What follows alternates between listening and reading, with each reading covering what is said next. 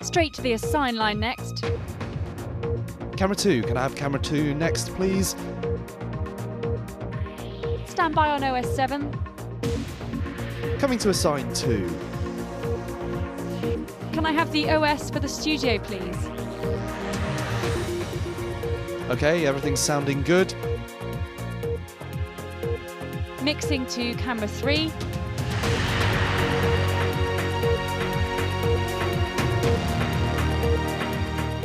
And presenters ready, please. 10, 9, 8, 7, 6, 5, 4, 3, 2. Cut, go vamp, cue.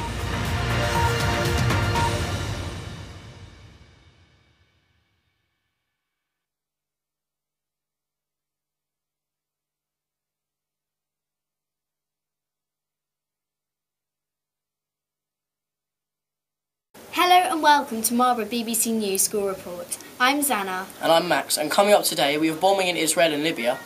Here in England we have news on the budget cuts, and children under 10 have been issued shotguns. In our local news, there have been warnings over deadly gas in district homes and mobile phone policies in local schools. Also we have an exclusive interview with Boards and Kachuk talking about technology today. Then we have the Marlborough school news. After that we have the weather. And finally, the sports news.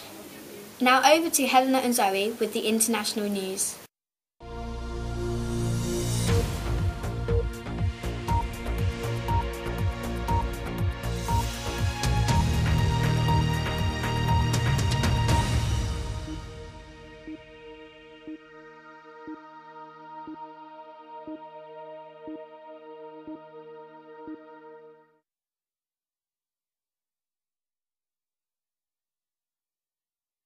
A bomb has exploded at a crowded bus stop in Jerusalem, killing one person and injuring over 30 more.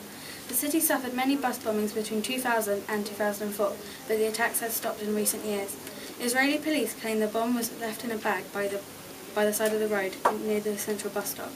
While the police searched for evidence of who committed this crime, many people were gathered watching in disbelief. The families of those injured or dead were distraught, requesting answers, but for now they are left unknown as the criminal has yet to be discovered. Some think that this wasn't a suicide bombing. The target was a bus which was filled with busy shoppers and workers. The bomb went off just as the bus pulled up by the bus stop. The world's reaction is one of uncertainty. Will the bombing begin again? Now moving on to our next story. A missile strike has destroyed a building in Libya's capital, Tripoli, which Western officials say was one of Gaddafi's command centres. Countries including the US, UK and France are continuing strikes after the UN authorised action to protect Libyan civilians from government forces.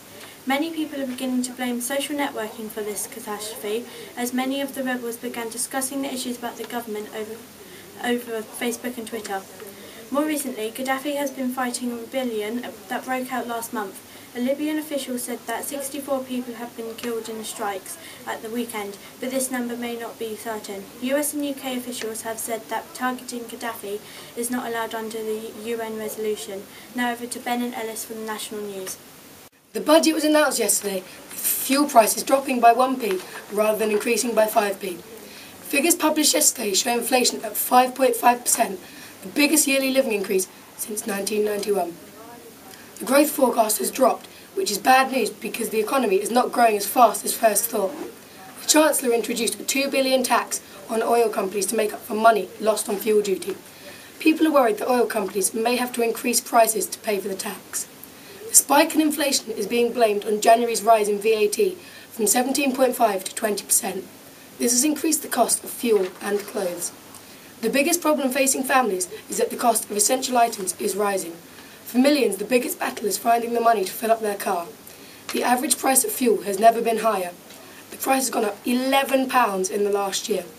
Ed Balls said, "Can George Osborne guarantee they won't push straight back up at the pump?" No, he cannot.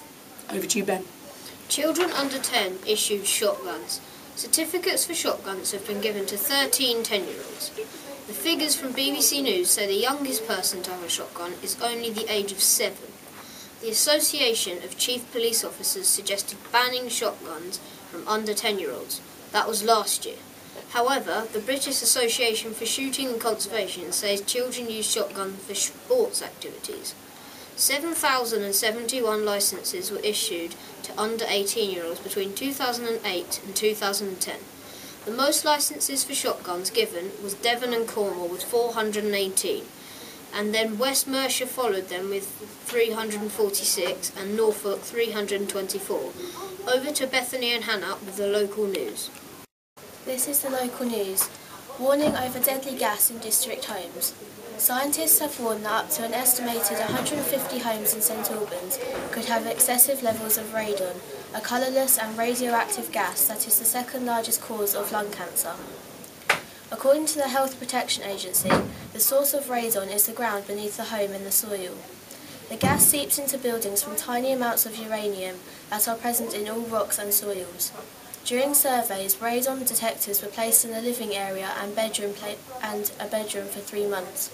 The HPA recommends that the householders take immediate action if the gas is present in their home. There is lots of debate about whether mobile phones should be allowed in schools to help with pupils' education or not. Hannah and I took the chance to phone up a couple of local schools to ask about their rules on mobile phones.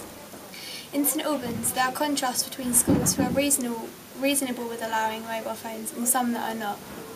For example, Sandringham School is quite strict when it comes to mobiles.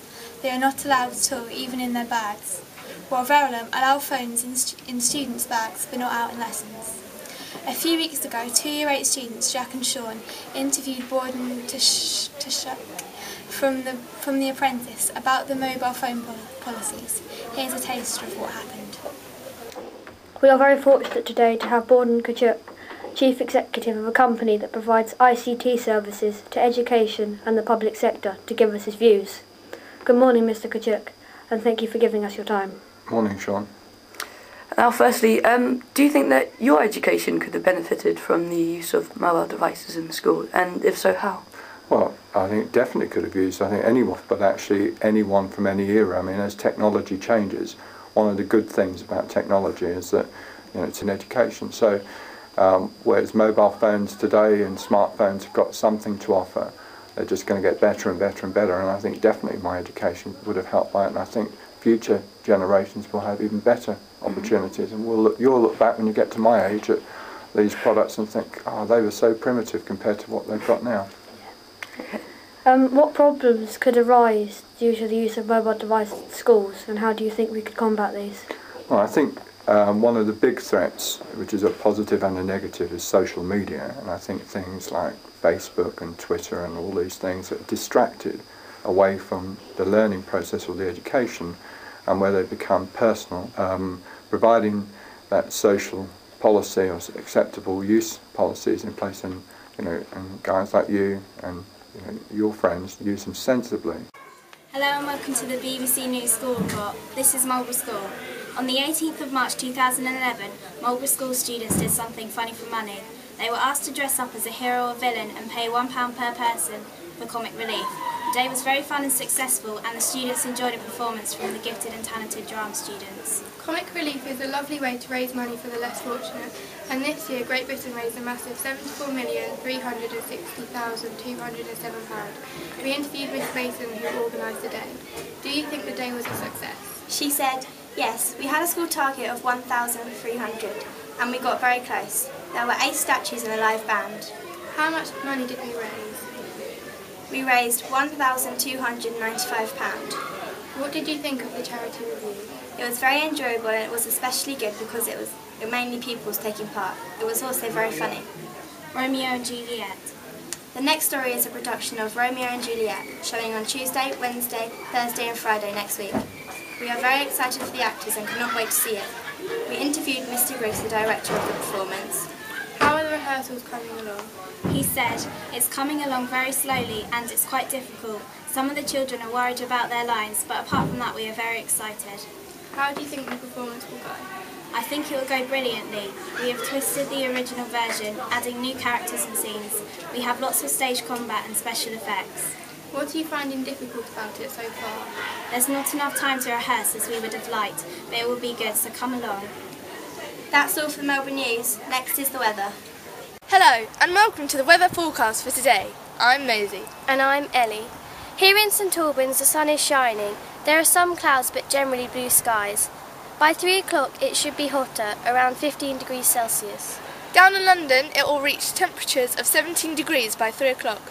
Later on at 6 there will be sunny intervals at 12 degrees.